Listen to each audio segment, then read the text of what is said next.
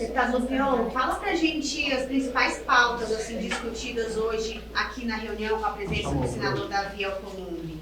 Veja, conversamos com o senador Davi Alcolumbre da mesma maneira que fizemos com o deputado Hugo Mota em relação às pautas prioritárias da Frente Parlamentar da Agropecuária no Senado e no Congresso, né? O presidente do Senado é também o presidente do Congresso, já com um desafio grande dessa semana, uma sessão do Congresso, nós precisamos colocar alguns vetos importantes, como a questão do veto do autocontrole, mas falamos dos projetos que estão hoje, que já passaram pela Câmara, estão hoje no Senado.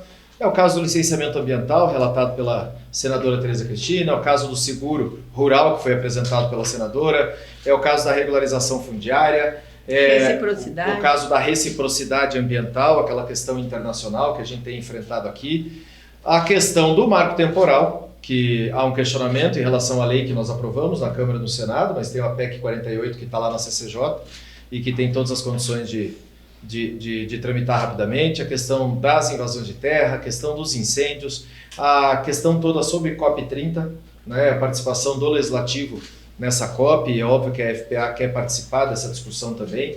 Então são vários temas que a gente apresentou para o senador como prioridades nossas, mas principalmente porque o Senado tem uma maneira, como que a senhora falou, uma dinâmica diferente da Câmara dos Deputados. Né? Na Câmara a gente tem uma celeridade muito maior, até pelas reuniões de líderes lá, os acordos que são feitos com os líderes, a gente faz o regime de urgência, entra para o projeto, resolve rápido.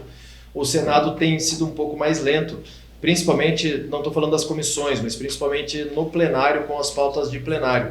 Então a gente precisa dessa celeridade para conseguir limpar a pauta da FPA lá, resolver as nossas pendências todas, para que a gente consiga avançar com os projetos importantes para a agropecuária brasileira. Senadora, a senhora, como colega do Senado, senador Eduardo Braga, a senhora tem conversado com ele sobre a questão do relatório, parece que ele já sinalizou que vai fazer algumas mudanças, pode até haver um substitutivo com base naquele texto que foi encaminhado da Câmara, não sei. Como é que está o diálogo da senhora com o senador Eduardo Braga? Muito bom, ele acatou muitas das nossas pautas que vieram da Câmara, quase todas, algumas coisas que ficaram fora e que nós aqui da frente colocamos para ele através de emendas, minhas emendas e de outros senadores, ele acatou muitas. Agora nós estamos fazendo uma leitura, um pente fino para ver aquilo que é prioritário para o setor e conversando com ele para que ele ainda possa incluir no seu relatório. Mas não sei se outro substitutivo, não. Nós temos destaques que ainda podem ser feitos, né, pelos partidos, mas principalmente conversando com eles sobre uma leitura do que ficou de fora. Detalhes, às vezes de redação, às vezes de algum produto que precisa ficar melhor esclarecido, e ele tem sido muito sensível, colocou a sua equipe para nos ouvir, e o nosso pessoal está lá agora, inclusive, conversando com eles. E como que a senhora recebeu a conclusão das negociações de Mercosul com a União Europeia? Olha, muito bem, eu participei diretamente e ativamente lá atrás quando o acordo foi fechado, foi firmado. Depois nós passamos aí, tivemos 3 anos em que esse acordo foi sendo revisado, mas que a União Europeia deixou de lado. Em 2023 eles vieram com uma side letter, isso sim é inadmissível, porque eu ouvi a fala do presidente Lula, o acordo não era inadmissível, o que era inadmissível, era inaceitável, aliás, a palavra, era sim a side letter, que o governo brasileiro fez muito bem em não aceitar, porque ela era relativa a uma cláusula espelho sobre meio ambiente, sobre desmatamento, que feria a nossa legislação. Então, o acordo é praticamente o mesmo, o acesso e as cotas não mudaram, são as mesmas que foram por nós lá atrás negociados. Houve uma mudança por parte do governo sobre compras governamentais na saúde, na educação, lembrando que depois da assinatura nós tivemos uma pandemia que mudou completamente a visão do mundo sobre você olhar um pouco mais para dentro, você ter segurança sobre alguns problemas, assuntos que o Estado, cada Estado precisava, cada país ter segurança interna. Então o acordo ele foi modificado nesta cláusula, né? E eu acho que o acordo ele é bom para o Brasil, para a agricultura, ele vai trazer, no primeiro momento, não temos aí grandes impactos, mas ele vai trazer, vamos dizer, o reconhecimento, principalmente de um bloco de quase 600 milhões de pessoas, de que os nossos produtos têm qualidade e vão poder ter acesso mais livre àqueles mercados. Precisa então, da retificação, né? Agora nós estamos para uma outra fase. A senhora acredita que vai passar bem pelo Congresso Brasileiro, pelos parlamentos e o Conselho da Comunidade Europeia? Como é que é? Eu acho que nós ainda temos um outro capítulo, né? Eu quero acreditar que sim, mas eu sei que não vai ser fácil na Europa, pelas resistências de alguns países que a gente tem visto, porque vale lembrar que é população, 65% dos países, então da população daqueles países que vão aderir, e 55% é comércio, né? Então você tem a parte política e a parte comercial. E isso vai passar pela comissão do Parlamento Europeu e pelos chefes de Estado desses países. Não é uma coisa fácil, mas eu acredito que em um ano nós temos aí o mundo hoje com muito problema.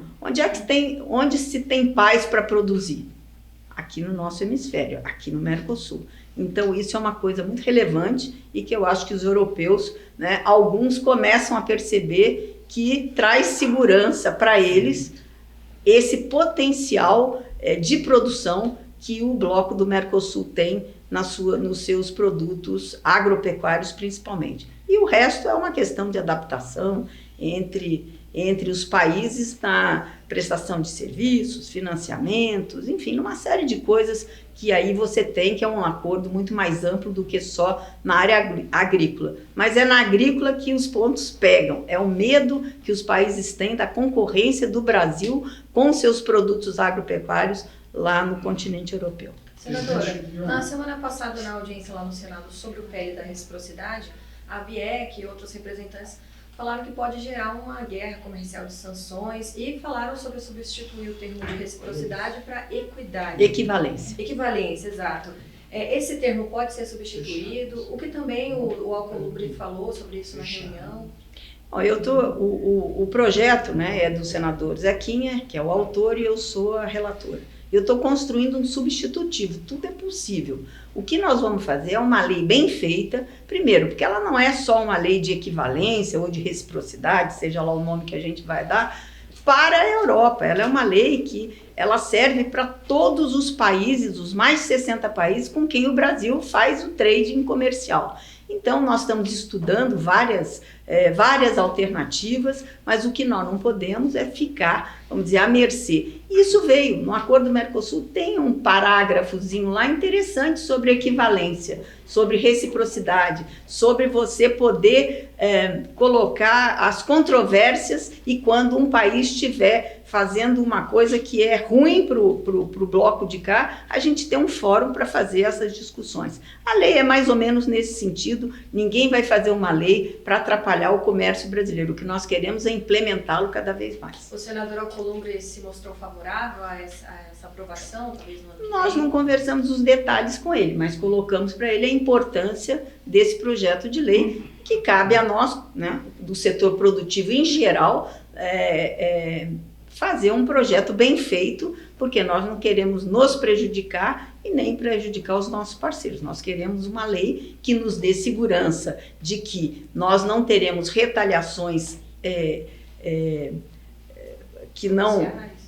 retaliações que estejam fora da realidade, como essa lei que hoje foi colocada no Parlamento Europeu e que deve passar, ela só foi adiada, que é a lei antidesmatamento, mas ela é descabida em relação à legislação brasileira e legislações de outros países. É isso que nós podemos ter, uma salvaguarda. Presidente, o que é que o senhor conversou, cobrou do senador Alcolumbre lá dentro na reunião? Bom, principalmente que a nossa pauta caminhe, né? Acho que essa é a grande preocupação, a gente ter celeridade na pauta apresentada pela FPA em cada um dos temas que nós discutimos no Senado. Hoje nós temos uma velocidade muito maior da Câmara e muito menor do Senado, não pelas comissões, mas principalmente pelo plenário. A gente precisa que pautas importantes, como essa questão do licenciamento ambiental, essa questão da reciprocidade, mesmo a PEC do marco temporal, essas pautas referentes aos biomas e temas importantes para a nossa produção agropecuária, como é o caso, por exemplo, do projeto dos safristas, que nós aprovamos já na Câmara faz bastante tempo. Há uma preocupação em relação à safra desses trabalhadores temporários de safra, que precisa passar rápido pelo Senado. Então, dá celeridade em cada uma dessas pautas. E questões que a gente vive de momento. Nosso setor é muito dinâmico, né? A gente tem problemas diários que aparecem de repente e que a gente precisa resolver. Vou dar um exemplo para vocês. Essa semana mesmo tivemos uma série de reportagens que apresentaram qual é o problema em relação ao registro de paraguaios como indígenas brasileiros que estão invadindo as propriedades no Mato Grosso do Sul, no Paraná, em Santa Catarina. Precisa mudar a lei. Isso precisa de celeridade. Nós estamos trabalhando, apresentamos o projeto de lei, a senadora fez os requerimentos de informação, já estamos provocando também no Parlasul, que ambos somos parlamentares do Parlasul também, para buscar uma solução para isso. A gente precisa do Senado, precisa da CREDEM, a Comissão de Relações Exteriores, precisamos ter celeridade em cada um desses temas. O presidente Davi, na sua gestão anterior como presidente do Senado, mostrou que tem o hábito de pautar mais rápido as coisas, é mais dinâmico nas soluções dos projetos. Então, acho que nós teremos um caminho um pouco mais célere com ele lá. Tá, Presidente Lupion, deixa eu te perguntar, a questão do projeto da transição energética, do PATEM, foi discutido? Viria hoje o senador Laércio para falar sobre isso. Nós conversamos com o presidente Davi, está na nossa pauta dos itens prioritários e é de suma importância. Né? Nós tivemos uma participação. Vai para a pauta, acho que já vai para a pauta já. A gente teve uma participação essencial da FPA, inclusive a relatora na Câmara foi a deputada Marussa, que é nossa aqui, o deputado Arnaldo Jardim, que fez toda essa articulação, e agora no Senado está com o senador Laércio para a gente conseguir resolver rápido. Foi uma das pautas também que vocês pediram mais celeridade. Foi, né, foi. Depois a Dani vai distribuir para vocês quais foram as pautas prioritárias. Caso sejam eleitos Hugo Mota e Alcolumbre, o senhor vê convergência no perfil deles como presidente das casas com esse viés para o agro? Vejo, ambos são membros da FPA, ambos participam das nossas discussões, ambos foram deputados juntos, né, se conhecem bem e acho que a gente vai conseguir dar uma celeridade maior nessa pauta. Até porque nós conseguimos chegar a um nível no Senado também, na Câmara sempre tivemos um protagonismo muito forte, mas no Senado tínhamos muita dificuldade. Depois da chegada da ministra Tereza lá, do senador Zequinha e de tantos outros, a gente conseguiu organizar uma FPA forte, efetivamente, no Senado, que hoje conta com quase 50 senadores signatários e que dão celeridade na nossa pauta. Acho que a gente vai conseguir avançar bem, sim. Presidente, só mais uma dúvida com relação à regulamentação da reforma tributária, que ontem a expectativa era grande para a leitura do relatório na CCJ do Senado e acabou não acontecendo por falta de quórum, né? A expectativa dessa leitura ocorrendo essa semana, ou votação Já essa ocorreu. semana... Está lendo agora. Tá lendo, Nesse tá momento sendo está agora, sendo né? feita a leitura. Como disse a senadora, praticamente 90% das pautas negociadas conosco na Câmara foram mantidas no texto.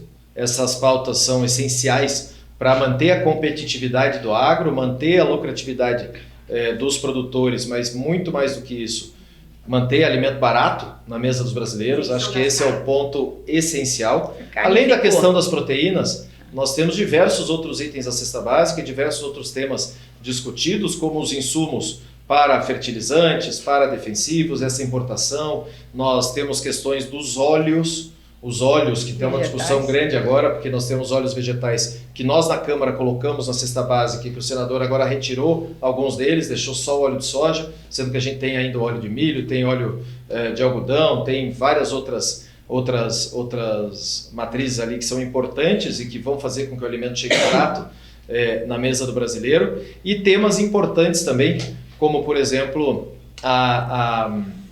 a questão dos créditos e efetivamente a possibilidade da produção em si, ou seja, fazer com que a produção seja neutra e que tenha efetivamente a manutenção dessa competitividade, que sem dúvida precisa de debate, precisa de apoio no Senado. Quando voltar para a Câmara, na Câmara a gente só pode suprimir parte dos textos, a gente não pode incluir novas partes no texto. Então nós temos questões como, por exemplo, os pescados, tem o atum, que 95% do atum vendido no Brasil é vendido em lata. Né? Atum e sardinha, Sardinha. Vendido em lata, ou seja, precisa conseguir colocar isso também como um produto essencial, que está como proteína. Então, são vários temas ali que a gente ainda está discutindo, mas que ao que parece, o relatório tem sido muito positivo nesse sentido. E ele sendo lido hoje, tem essa vista de 48 horas para ser votado? Ele pode ser votado amanhã ou só na quinta-feira mesmo? Eu não sei qual foi o acordo que fizeram na CCJ do Senado, mas existe sim pedido de vistas e tem que ser cumprido o pedido de vistas, né? A preocupação agora é como a Câmara vai reagir. Nós estamos ali num momento difícil de articulação política com o governo, né? Existem todas essas questões em relação ao ministro Fabrudino, as decisões que foram tomadas lá. Esse pacote fiscal do governo que a gente não sabe se vai tramitar ou não vai tramitar. Essa semana foi tirada toda para a pauta de segurança pública. Ontem já não votamos nada, hoje não sei o que é que vai acontecer, então precisa ver a questão fiscal no princípio da anualidade, que se não aprovar até 31 de dezembro não vale ano que vem, e a questão da tributária, ver como é que vai ficar essa questão com a Câmara dos Deputados. O Senado fazendo a parte deles é meio caminho andado para a gente ver na Câmara como é que vai ficar. A reunião do presidente Lula com os presidentes da Câmara e Senado, o deputado Lira reportou alguma coisa para o senhor sobre as emendas? Teve alguma... absolutamente nada? Não, eu não estava na reunião e depois teve essa intercorrência com o presidente. A gente o presidente Lira não esboçou. Não tivemos notícias. Não tivemos notícias. Duas perguntas, porque eu acho que eu perdi. Houve ou haverá um apoio oficial ao Alcolumbre da Frente Parlamentar? E a segunda pergunta, essa dos projetos que o senhor listou, se o Alcolumbre sinalizou que vai, se empenhar por todos, ou se há algum que ele, não... Vamos lá. Primeiro, sim, a vinda dele aqui é para oficialização do apoio, foi oficializado esse apoio, e em relação aos projetos, obviamente que ele não debateu projeto por projeto, até por uma economia de tempo, mas as portas abertas para as articulações em relação à nossa pauta. Ele tem demonstrado isso, na outra vez como presidente demonstrou essa simpatia à nossa pauta, e da mesma maneira que o presidente Hugo Motta também precisa negociar com todos os partidos, com os líderes e buscar essa montagem de pauta, o Senado também tem que fazer da mesma maneira. Ok? Obrigado, Tiago. Obrigada.